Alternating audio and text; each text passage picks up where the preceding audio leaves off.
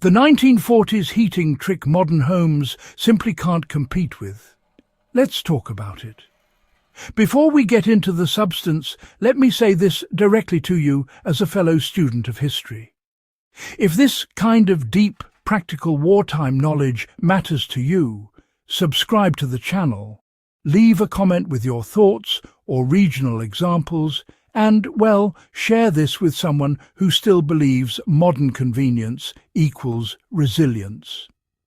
This channel exists to preserve knowledge that was once common sense and is now, honestly, dangerously rare.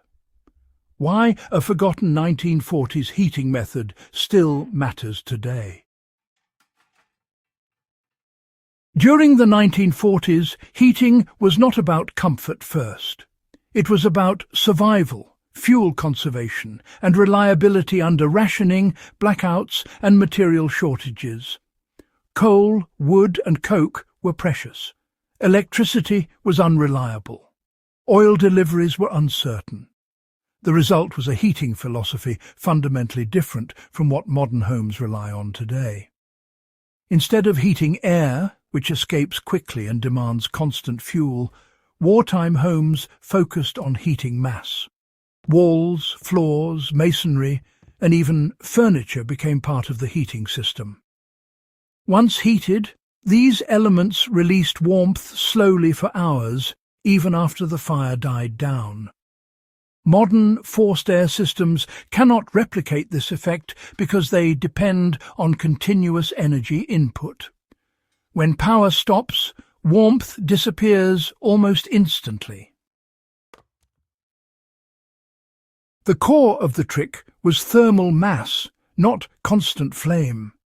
The defining feature of 1940s heating success was the deliberate use of thermal mass heaters, particularly masonry stoves, tiled stoves, and heavy cast-iron fireplaces designed to absorb and store heat. These were not decorative hearths. They were engineered systems. A small but extremely hot fire burned quickly, often in 1 to 2 hours, inside a labyrinth of flues built into brick or stone. The heat travelled through the masonry instead of rushing up the chimney. By the time exhaust gases exited, most of their energy had already been captured by the structure itself. The stove or wall would remain warm for 12 to 24 hours. One fire per day was often enough. Why this outperformed modern central heating under stress? Central heating systems heat air, and air is the most wasteful medium for warmth. It rises, leaks, and escapes through every crack. Wartime builders knew this intuitively. A brick wall weighing several tons does not lose heat quickly. It radiates gently and consistently, creating stable indoor temperatures even during freezing nights. During air raids or fuel shortages, families could extinguish fires entirely and still remain warm through the night.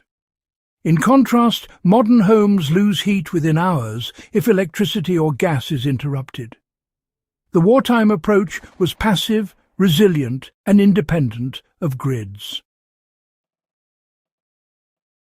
Rationing, really shaped smarter stove design and the way rooms were laid out. Fuel rationing forced efficiency at every level. Homes were organized around a central heated core. Kitchens, living spaces and sleeping areas all clustered near the stove or chimney mass. Unused rooms were closed off entirely. Doors were heavy, often insulated with fabric or draft snakes. Windows were sealed with removable panels or thick curtains. The stove itself often served multiple purposes. It cooked food, heated water, dried clothing, and warmed the house simultaneously. Nothing was wasted. This kind of integration is almost entirely absent from modern design, where heating, cooking and water systems are isolated and, frankly, rather energy-hungry.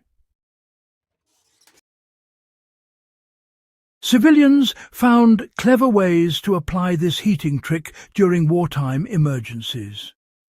In Britain, Germany, Scandinavia and parts of Eastern Europe, families retrofitted existing fireplaces by adding brick surrounds or heat-retaining backs. In rural areas, farmers built simple masonry heaters using salvaged brick and clay. A practical wartime method involved building a thick brick wall directly behind a stove so it absorbed heat and radiated into adjacent rooms. Even apartment dwellers stacked bricks around iron stoves to increase heat storage. These were not just theoretical improvements. They reduced fuel consumption by as much as half and provided consistent warmth during blackouts. So how can this knowledge be applied today with realistic steps? Modern builders and survivalists can still apply this method without recreating a 1940s home entirely. One practical step is installing a masonry heater or rocket mass heater where local regulations allow. These systems, follow the same principles: short, hot burns and long heat retention.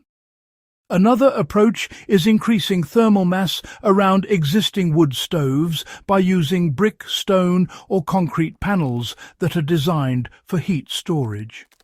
Even interior brick walls exposed to sunlight or stove heat can, significantly stabilize indoor temperatures.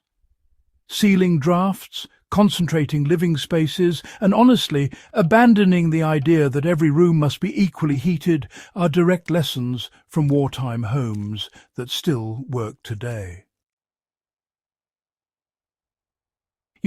Modern materials have actually made our homes weaker, not stronger. Lightweight construction really just prioritizes speed and cost rather than resilience. Stuff like drywall, hollow studs and synthetic insulation, they simply can't store heat. So when the power goes out, these homes cool off really fast. Wartime builders, on the other hand, relied on density and durability. Thick plaster, masonry walls and solid doors. These created what we call thermal inertia. This is actually why so many 19th and early 20th century homes remain livable without power, while modern houses can become uninhabitable in extreme cold within just a few hours. The heating trick from the 1940s wasn't some fancy gadget. It was a system built right into the bones of the house.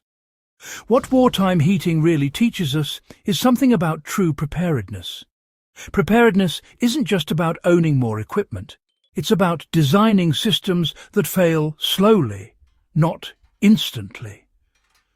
A masonry-based heating approach gives you time to adapt, time to ration fuel, and time to survive disruptions that, honestly, modern infrastructure just can't withstand. Wartime civilians understood all this because, their lives absolutely depended on it.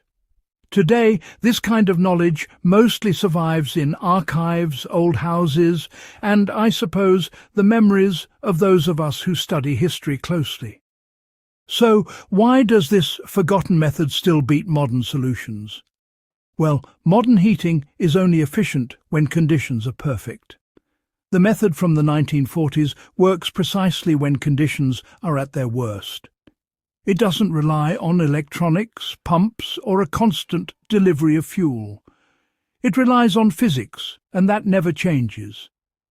Heat stored in mass will always outlast heat blown through air.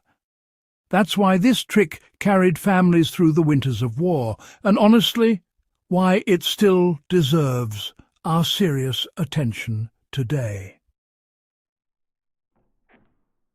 If this guide has given you something genuinely useful, Do consider subscribing to the channel, sharing this video with another history or survival enthusiast, and leaving a comment with your own regional examples or questions.